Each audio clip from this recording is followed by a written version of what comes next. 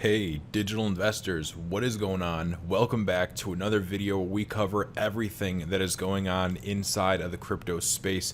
I have some good stuff for you guys.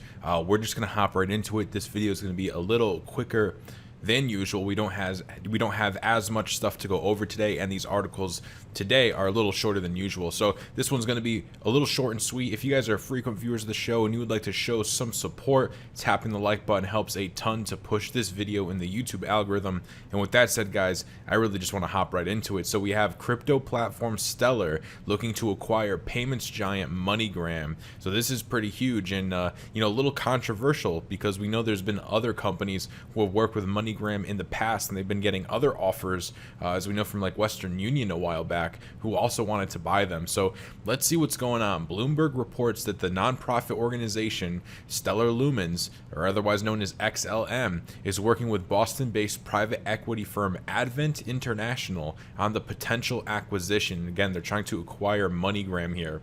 The two firms have already contacted MoneyGram, but a decision has not yet been made. Several companies have been eyeing a takeover of MoneyGram amid increased demand for online payments. In 2017, Alibaba-owned electric payments company Ant Group agreed to buy MoneyGram for $1.2 billion. Okay, so that's pretty crazy, right? MoneyGram is definitely worth quite a bit of money. In 2017, getting offered $1.2 billion from Alibaba. So pretty serious stuff here.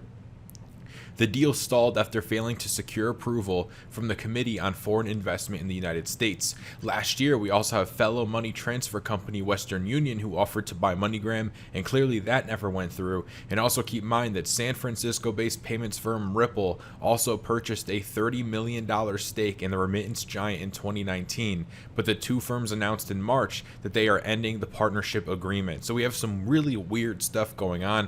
Again, a lot of people thought that if anything, Ripple was going to take over MoneyGram, or at some point, I know the speculation was maybe MoneyGram will be settling payments in XRP. But now we're seeing that Stellar Lumens also has an interest in MoneyGram, and since that partnership agreement between Ripple and MoneyGram, seems to have not really fell through or got put on the back burner, this is kind of having a lot of people raise their eyebrows. And honestly, I'm not too sure what to think of it. It would definitely be cool whether Ripple acquired them or Stellar acquired them. I think it would be great for the crypto space, but definitely could get a little heated around here, especially just because of the nature between Ripple and Stellar and Jed McCaleb, who was once part of Ripple. And who knows, it's like, are they really competition? Are they really against each other? Or would this somehow benefit both of them? Would there be some way where Ripple could be doing some type of payments or some type of work with MoneyGram while Stellar owns it? That would be interesting to see.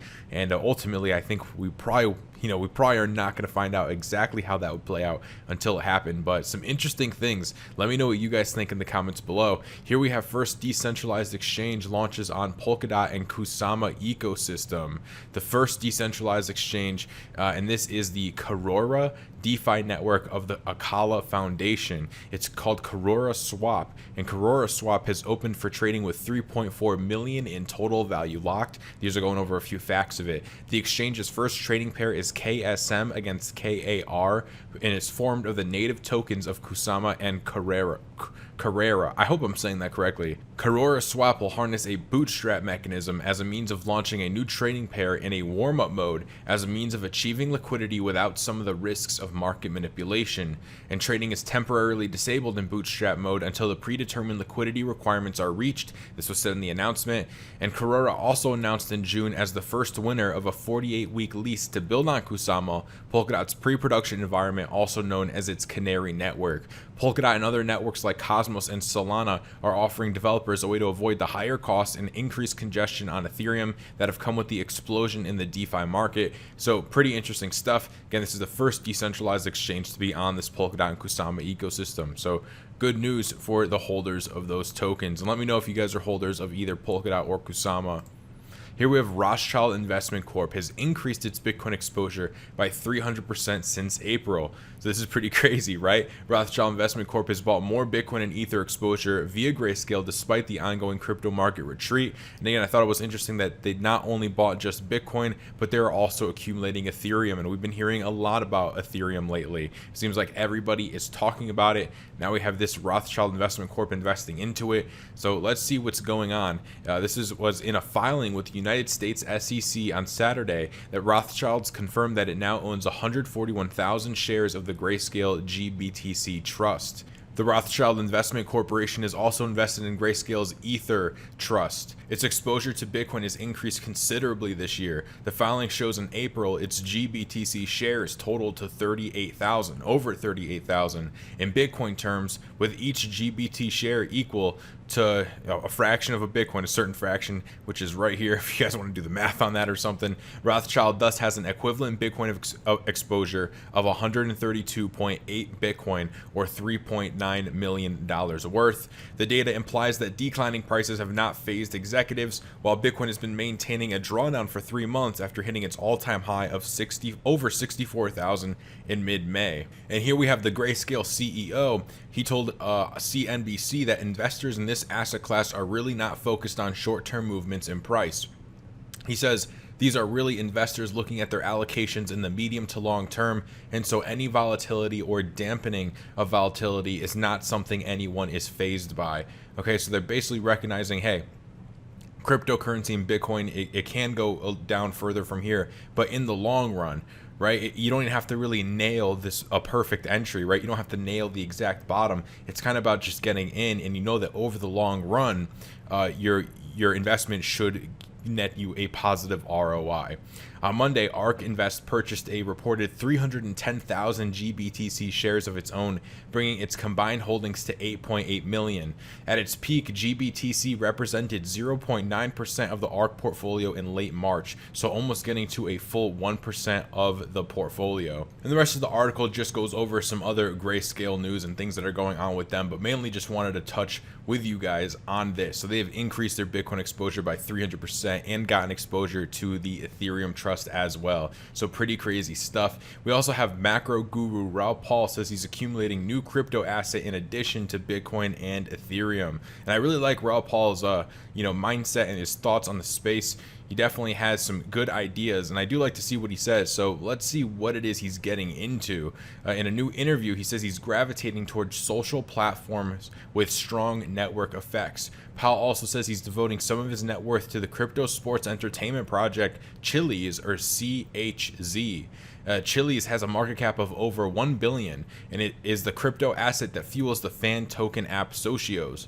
Socios allows users to purchase Chiliz, exchange it for their favorite team's tokens, and use the tokens to vote in polls and various other incentives. Paul argues that as blockchain develops and the world becomes more digitally focused, crypto will power a new ecosystem of virtual communities and business structures. Here's what he says: I'm a huge believer that community is the future of all business models, and that tokenization is going to be the predominant way that we organize these large, complex groups. Now, whether that's sports fans or whether it's around music, artists, or even businesses themselves. I've thought of this as an entirely different value layer that sits above equity that didn't exist before.